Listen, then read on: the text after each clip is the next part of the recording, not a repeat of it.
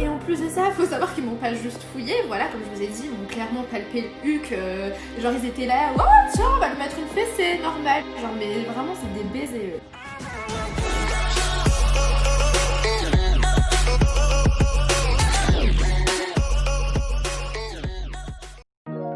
La queen du rap Rubini Cara s'était faite discrète ces derniers temps, depuis le scandale avec Adrien Laurent, qui avait conduit à la perte de son compte Instagram et au shadowban de celui de Ruby. Elle revient et nous explique les raisons de son absence. Je vous laisse avec les images, n'oubliez pas de vous abonner. Hello, j'espère que vous allez bien. Alors moi je vais grave pas bien, je suis vénère de chez vénère. Alors je vais raconter ce qui s'est passé il y a quelques jours. Si j'ai pas snappé, c'est bien pour une raison, c'est parce qu'il m'est arrivé une couille et en fait je me suis fait contrôler. Voilà, je me suis fait contrôler pour de la merde, il y a pas de souci, jusqu'à là tout va bien. Sauf que je suis tombée sur les pires keufs du monde, je crois. Je suis tombée sur des keufs pervers. Alors faut savoir qu'ils se sont pas gênés à me palper le cul pendant 10-15 minutes. Il y a un de ses collègues qui arrive, oh elle a un super bon boule elle, et après elle commence à me palper genre mais what the fuck. Et à un moment donné je commençais à m'énerver et du coup bah je me suis mangé des coups, genre je me suis mangé des coups normal, y a pas de souci, je me suis ramassé des coups.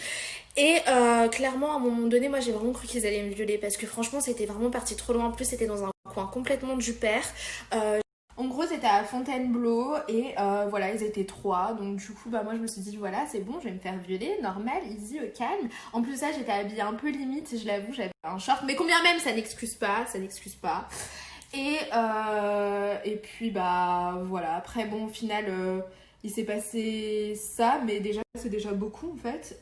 Donc clairement je pense que j'ai été victime d'attouchement policière. Je pense que tout ceci est juste un attouchement policière et je pense que ça c'est clairement condamnable en fait. Enfin vous n'avez pas à faire ça. Moi je vous explique, si vous passez par là vous êtes des merdes. Vous êtes des grosses merdes, vous faites pas ça avec moi. Voilà, vous faites pas ça avec moi. Et puis voilà, mais c'est pour cela que ces derniers temps j'ai pas snappé parce que voilà, j'étais énervée. Jusqu'à présent je suis encore énervée, mais bon bref, voilà, ce genre de choses, bah ça tombe sur moi, bah c'est cool quoi. Ah oui, j'ai oublié un point super important car faut savoir que normalement s'il n'y a pas de femmes présentes, ils sont pas censés me fouiller. Ils ont le droit de me contrôler mais ils n'ont pas le droit de me fouiller. Donc déjà là ils sont hors la loi et en plus de ça faut savoir qu'ils m'ont pas juste fouillé. Voilà, comme je vous ai dit, ils m'ont clairement palpé le huc. Genre ils étaient là, oh tiens on va lui mettre une fessée, normal. Genre mais vraiment c'est des baisers eux. Après, bien entendu, je vous sens déjà venir. Il y en a d'autres qui vont me dire ouais, non, mais on sait que c'est faux, machin. Bah, y a pas de souci. Moi, personnellement, je sais que c'est vrai. Je sais que tout ce que j'ai raconté, bah, c'est la vérité. Donc, franchement, bah les couilles. Donc, je me passerai de vos messages. Et puis quoi d'autre? Ah oui, il y en a d'autres aussi qui vont me dire forcément ah bah bien fait pour ta gueule. Tu l'as cherché, tu mérites que ça. Ok, enfin, de toute façon, moi personnellement, je m'en bats les couilles. Hein. C'est bon, ils m'ont juste palpé, mais quand même, c'est un truc de ouf. Hein. Mais après, moi, franchement, c'est bon. Genre, c'est pas comme si je me suis fait violer non plus. Donc, calmez-vous sur la tête de ma mère. Voilà, parce qu'aujourd'hui, je suis énervée et c'est pas le moment pour me casser les couilles en fait. Donc voilà, il y a vraiment des inconvénients et des avantages d'être moi, mais il y a beaucoup d'inconvénients. Ouais, je vous dis la vérité, c'est pas facile tous les jours. Moi, ça me fait rire les meufs qui disent ouais, moi plus tard, je veux des enfants, faire le ménage, la cuisine à mon mari.